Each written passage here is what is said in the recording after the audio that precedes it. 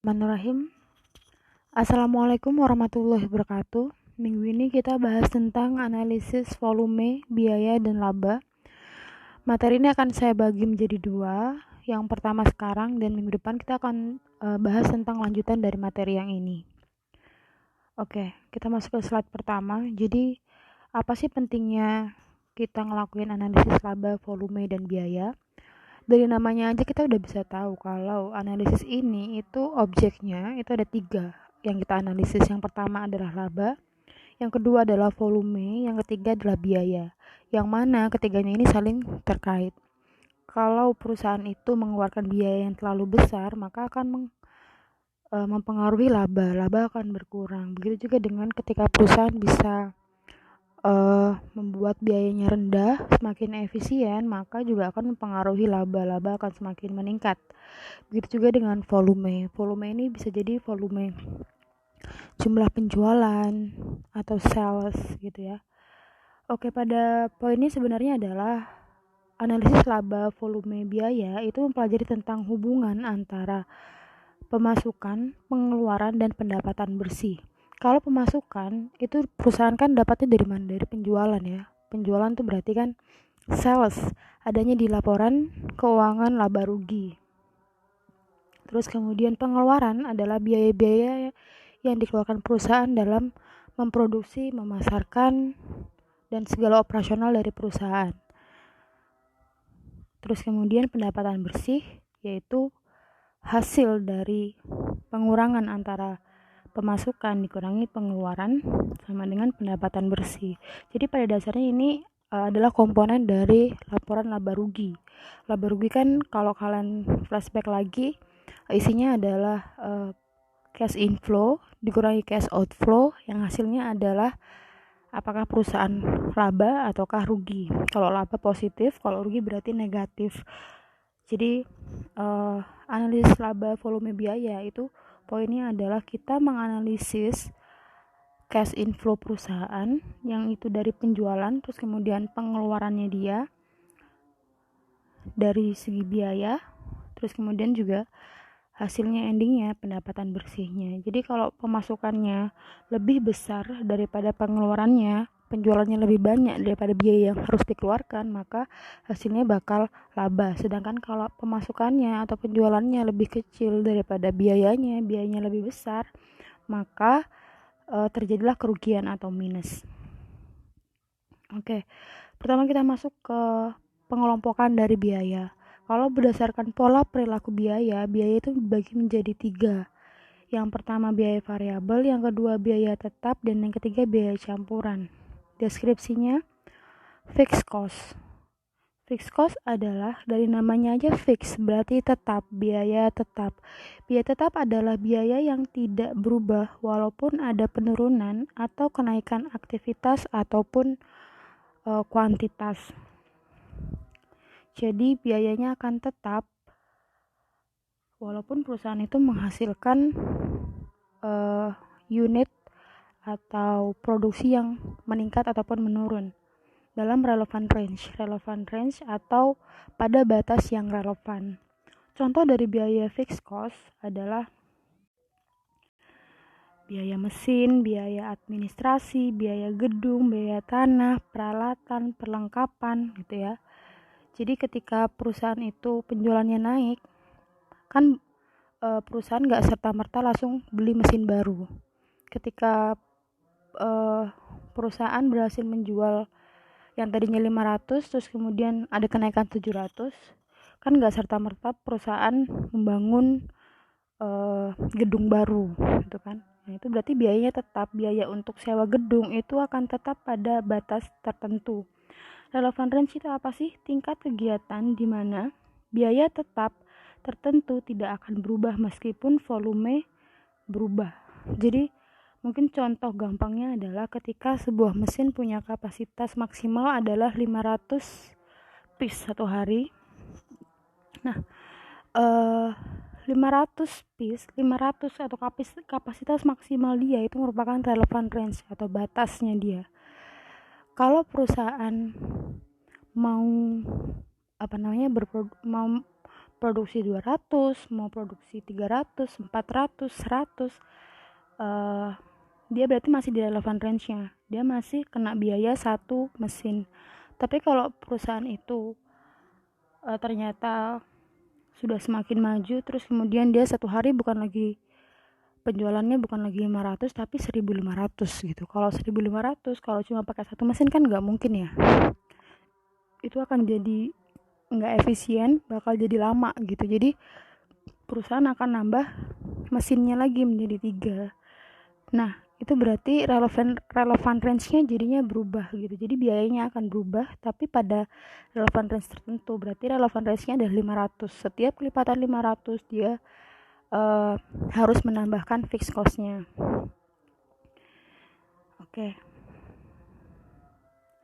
Oke, ini merupakan gambaran secara grafik gitu ya. Di sini contohnya, kalau saja perusahaan itu harus leasing atau menyewa mesin dengan harga $60.000 setiap tahun. Kalau ketika perusahaan itu menyewa mesin, kamu mau memproduksi atau tidak produksi, kamu pasti tetap harus bayar biaya mesin. Mau kamu penjualannya 0 ataupun 200 ataupun sampai 240 gitu. Jadi kalau kamu nggak memproduksi apapun tapi kamu sudah terlanjur beli mesin ya kamu pasti tetap mengeluarkan biaya mesin ya. Terus kemudian kalau ternyata kamu bisa memproduksi 60.000, berarti kamu tetap harus bayar sewa mesinnya dalam 1 tahun itu kan 60.000. Tapi setiap unit dari produk yang kamu hasilkan itu berarti terbebani biaya fixed cost sebesar $1. Dari mana? Dari 60.000 dibagikan jumlah yang diproduksi, 60.000. Begitupun seterusnya. Semakin besar jumlah yang diproduksi akan semakin meringankan biaya yang dibebankan terhadap produk akan semakin kecil. Jadi kita lihat totalnya fixed cost-nya memang tetap, tapi kalau average fixed cost itu bakal berubah-ubah tergantung dengan berapa banyak yang mau diproduksi kayak gitu, atau berapa banyak yang mau dijual gitu. Jadi kalau direfleksikan ke grafik kita bisa lihat bahwa fixed cost-nya itu flat ya, lurus 60.000. Mau 0 juga bakal 20.000, 60.000, mau 60 juga bakal 60.000, sampai 180 pun masih tetap bayar 160.000. Mungkin karena walaupun penjualannya sampai 240, tapi mesin ini masih bisa berproduksi dengan baik, masih sesuai kapasitasnya, jadi it's okay gitu. Tapi mungkin ketika perusahaan itu ternyata dapat pesanan yang 500.000 gitu dalam waktu cepat, nggak bisa lagi tuh pakai satu mesin, jadi nanti harus nambah jadi 120.000, berarti dua mesin kan. Terus kemudian volumenya juga berubah, nanti akan mempengaruhi juga beban biaya yang harus ditanggung per unit costnya. Jadi kalau di fixed cost itu yang tetap adalah total fixed costnya, tapi biaya per unitnya akan turun.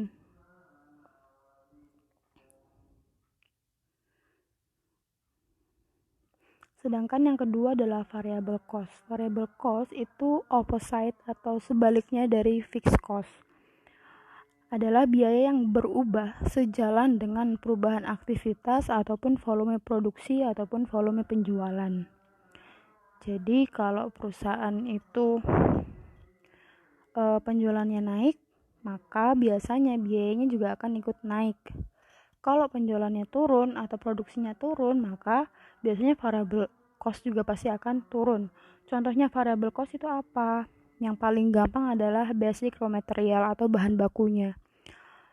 Ketika contohnya PT Indofood yang memproduksi Indomie itu ya, ketika yang tadinya 500 dia bisa menghasilkan 500.000 Indomie, terus kemudian ada kenaikan menjadi 700.000 Indomie, ya pasti otomatis biaya tepung itu pasti akan meningkat juga dong, seiring dengan meningkatnya produksi yang dia produksi yang dikeluarkan oleh perusahaan. Begitu juga dengan biaya SDM, terus kemudian biaya komponen, biaya bonus. Semakin besar penjualan kan biasanya bonus juga akan semakin tinggi. Itu ya. Terus kemudian ini total variable cost dalam grafik. Kalau kalian lihat ini adalah variable cost-nya. Kita ibaratkan aja ini bahan baku tepung yang tadi. Ketika penjualannya nol, ya perusahaan nggak perlu beli tepung gitu ya, kecuali perusahaan memang sudah menimbun bahan baku. Terus ya tapi intinya kan nggak perlu dipakai gitu. Kalau perusahaan nggak berproduksi ya itu masih bisa disimpan gitu. Terus kemudian kalau tepungnya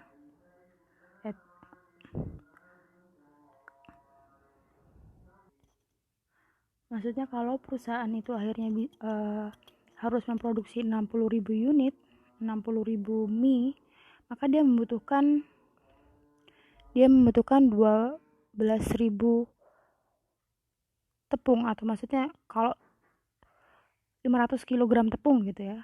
Oke, senilai berapa? Senilai 12.000. Semakin banyak yang diproduksi atau dijual, kita bisa lihat total biayanya juga akan semakin meningkat. Tapi sebaliknya dengan fixed cost yang tadi, unit cost-nya itu sama. Kalau yang tadi kan totalnya yang sama tapi unit cost-nya berubah semakin kecil. Sedangkan kalau yang variable cost-nya berbeda karena dia di total cost-nya itu semakin berubah seiring dengan volume, tapi unit per cost-nya akan tetap. Mau berapapun volumenya, mau berapapun kamu berhasil menjual, yang namanya biaya variabel per unit itu akan tetap sama. Contohnya ketika kamu mau memproduksi mie 500, mau 1000, satu buah mie itu akan tetap membutuhkan berapa gram mie, itu kan sama kan. Nah, jadi makanya itu sama setiap unitnya. Terus kemudian jadi ini mungkin kalau di PPT kalian lebih jelas ya. Jadi yang ini adalah unit per cost, yang ini adalah number of unit, cost of power-nya yang di sini. Terus kalau dilihat ke grafik, kita bisa lihat grafiknya positif ke kanan. Jadi semakin ke kanan itu akan semakin naik, yang artinya semakin banyak yang diproduksi maka cost-nya juga akan semakin naik.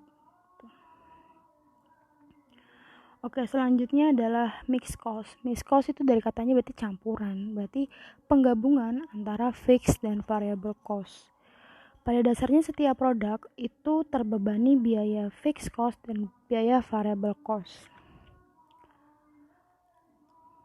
Oke, ini penjabarannya kurang lebih sama seperti yang tadi. Ini adalah volume penjualannya dia. Jika 40.000, jika 80.000, jika 120.000 dan seterusnya. Terus kemudian variable cost. Kalau 40.000, variable costnya 20.000. Kalau berhasil menjual 80.000, variable costnya 40.000. Kita bisa lihat dia seiring. Jadi semakin banyak penjualannya dia, semakin besar juga variable costnya. Tapi kalau fixed costnya sama 30.000 terus ya ke bawah.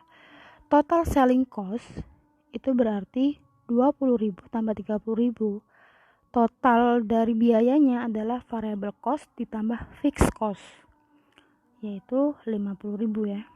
Terus kemudian jadi selling cost per unitnya berapa? Per unitnya ini kena beban biaya berapa? Yaitu total selling cost dibagi jumlah yang dijual, yaitu 50.000 dibagi 40.000, hasilnya adalah 125 $1,25 per unit. Jadi kalau perusahaan untuk memproduksi satu barang, berarti biaya yang harus dikeluarkan adalah 1,25. Itu kalau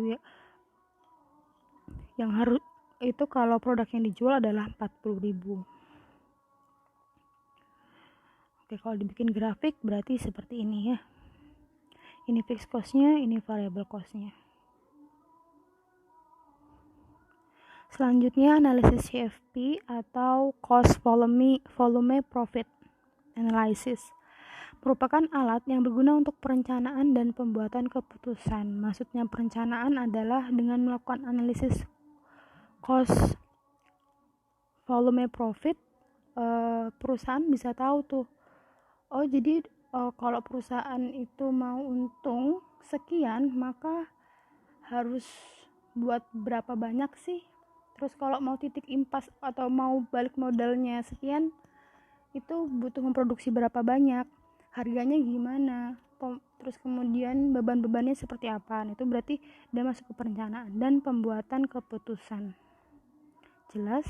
Terus kemudian analisis CFP menekankan pada hubungan antara biaya, volume, dan laba. Seperti yang saya sudah jelaskan sebelumnya, ini adalah komponen dari laporan laba rugi. Ya, laba rugi kan paling atas adalah penjualan, yang artinya itu adalah volume, yaitu kuantitas penjualan dan harga jual. Kuantitas penjualan adalah quantity atau banyaknya yang terjual dikalikan harga. Itu akan dapat sales atau penjualan. Kamu akan kurangi dengan biaya, itu biaya-biaya untuk memproduksi, untuk pemasaran dan lain sebagainya, yang endingnya adalah laba. Jadi yang kita pakai adalah data-data tersebut. Selanjutnya titik impas atau break even point adalah suatu keadaan di mana perusahaan beroperasi dalam kondisi tidak memperoleh laba dan juga tidak menderita keuntungan, yang berarti perusahaan itu hanya survive, dia nggak memperoleh untung, tapi dia bisa menutupi biaya-biayanya, yang artinya pemasukannya dia sama kayak pengeluarannya dia. Ya, artinya perusahaan dalam kondisi jumlah pendapatan sama dengan jumlah biaya yang dikeluarkan. Total penerimaan sama dengan total biaya. Kalau di laporan laba rugi jadinya bukan positif, bukan negatif, jadinya 0 gitu ya. Fungsi dari analisis BEP itu apa sih? Yang pertama, kita bisa tahu jumlah penjualan minimum yang harus kita pertahankan agar perusahaan tidak mengalami kerugian. Jadi gimana caranya perusahaan itu bisa survive? Survive artinya bisa menutupi kebiayanya dia,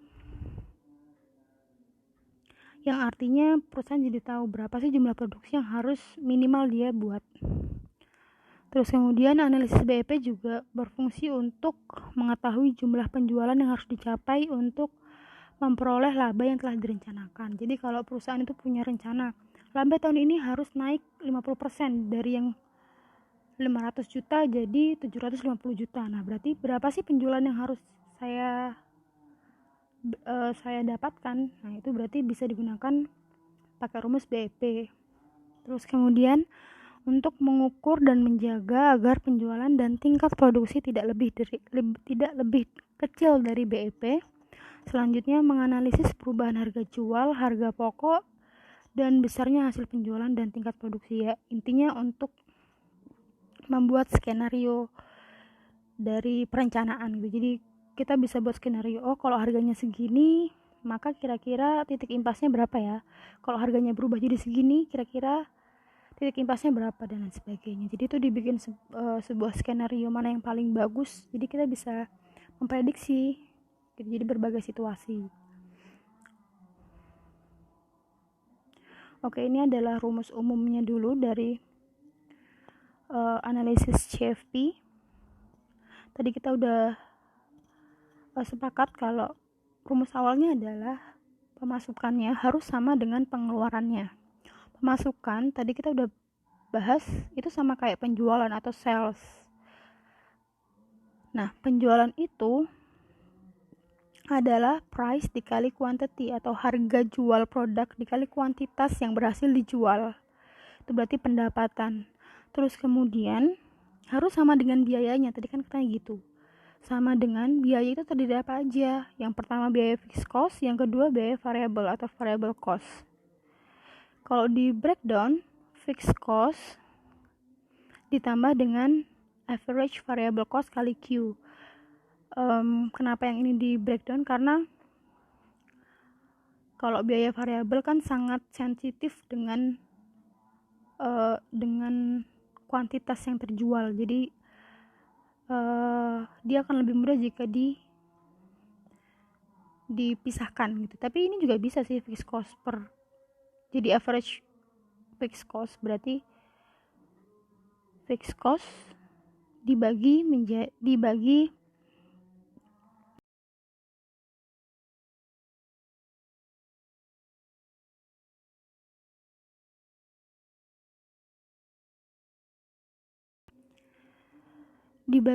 quantity itu jadi average fixed cost. Average itu kan berarti rata-rata. Kalau rata-rata dikali kuantitas itu dapatnya biaya variabel ya. Oke, ini keterangannya. Jadi ini nanti gampangannya adalah main otak-atik rumus aja sih. Oke. Titik impas dapat dirumuskan melalui dua pendekatan. Yang pertama adalah titik impas dalam jumlah unit penjualan. Yang kedua adalah titik impas dalam bentuk jumlah rupiah. Jadi kita ngitung BEP atau balik modal itu bisa dibagi menjadi dua. Kita mau ngitung BEP jumlah atau kuantitas atau BEP dalam bentuk rupiah atau nominal. Jadi kita bisa tahu, oh saya itu kalau saya itu mau BEP itu saya harus jual berapa unit sih. Nah itu berarti jumlah unit penjualan. Tapi kalau kamu bilang supaya saya itu BEP berapa jumlah penjualan yang harus saya hasilkan, itu berarti rupiah atau nominal. Oke, rumus yang bisa digunakan adalah sebenarnya bisa pakai rumus yang sebelumnya tadi, tapi akan lebih mudah kalau pakai ini. Tapi sebenarnya semuanya bisa dipakai sih, kan ini hanya otak-atik rumus saja sebenarnya.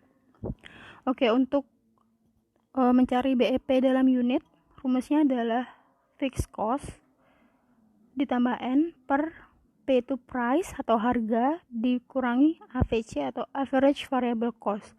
Fixed cost itu jelas biaya tetap, berarti total,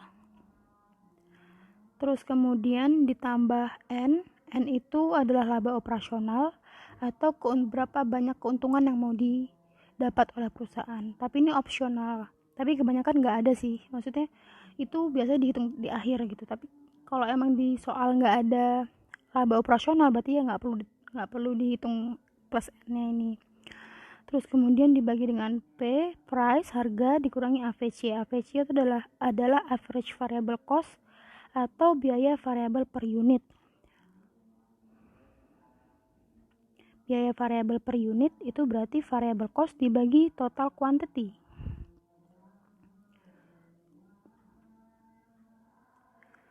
Oke, selanjutnya ini adalah titik impas dalam mata uang. Fixed cost ditambah N ini opsional, 1 dikurangi fixed cost, variable cost. Lihat ini adalah variable cost bukan average. Dibagi dengan S adalah sales atau penjualan. Penjualan itu adalah P kali Q atau price dikali quantity, kuantitas. Oke, kita masuk ke contoh. Diketahui PT Gear Second memiliki usaha di bidang alat perkakas martil. Dengan data, perusahaan ini mempunyai kapasitas produksi yang mampu dipakai 100.000 unit mesin martil. Harga jual diperkirakan 5.000 per unit. Total biaya tetap adalah 150 juta dan total biaya variabel adalah 250 juta. Jadi udah jelas ya, kuantitas produksinya berarti 100.000, terus kemudian harganya 5.000, terus kemudian fixed cost-nya 150 juta dan variable cost-nya total adalah 250 juta.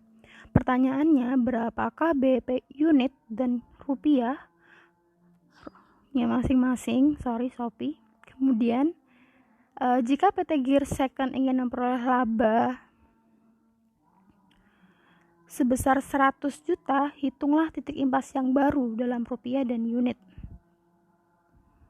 Oke, cara penyelesaiannya, kapasitas produksinya 100.000 unit, berarti produksinya, kuantitasnya. Harga jual per unit 5.000, berarti price-nya. Total penjualannya berarti salesnya ya. Salesnya adalah 100.000 dikali 5.000. Ini berarti diasumsikan semua yang diproduksi itu terjual gitu. Jadi penjualannya adalah 500 juta.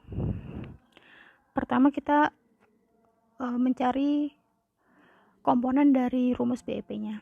Kita nyari biaya tetap per unit dulu. Biaya tetap per unit adalah 150 juta dibagi 100.000, yaitu 1.500 per unit. Jadi average fixed cost-nya adalah 1.500 per unit. Sedangkan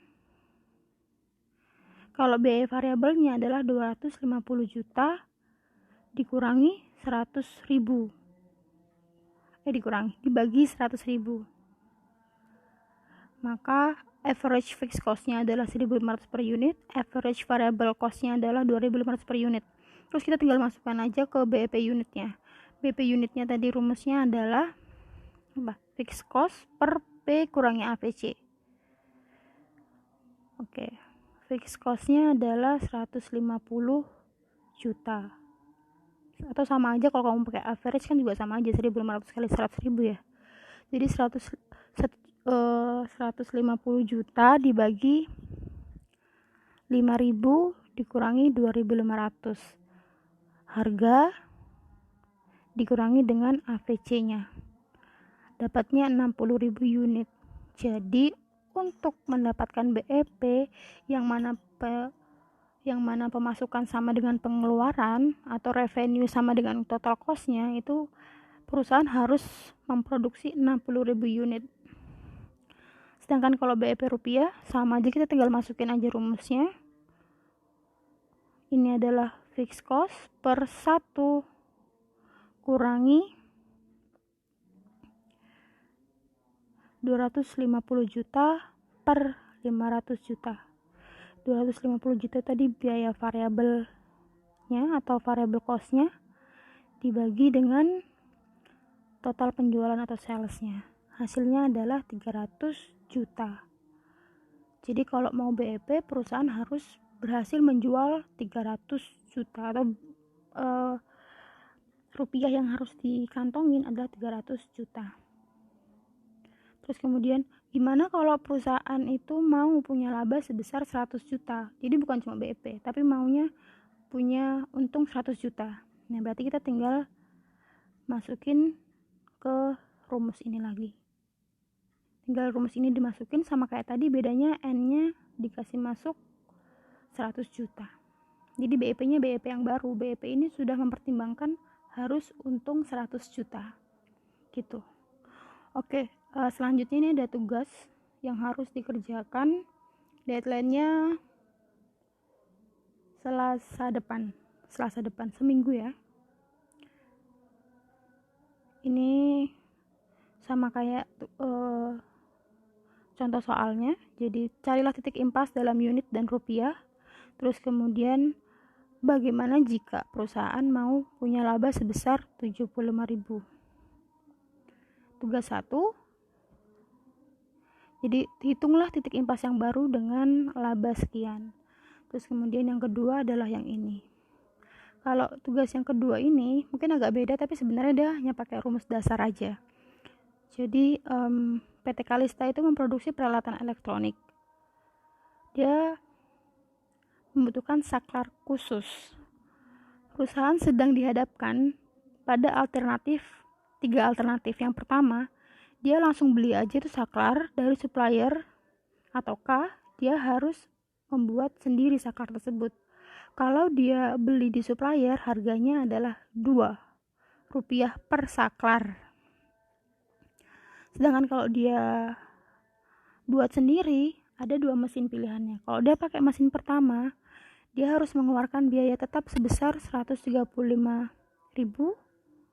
dengan biaya variabel 0,65. Kalau dia menggunakan mesin B, dia harus mengeluarkan biaya tetap 204.000 dengan biaya variabel per unitnya adalah 0,30. Bantulah PT Kalista memilih di antara 3 pilihan ini yang paling baik, yang paling efisien. Artinya kalau dari segi biaya berarti kita harus milih yang biayanya paling kecil. Apakah sebaiknya beli aja di supplier atau buat dengan mesin A ataukah buat dengan mesin B? Mana yang paling menguntungkan jika perusahaan membutuhkan 200.000 saklar? Oke. Jadi datanya Selasa depan.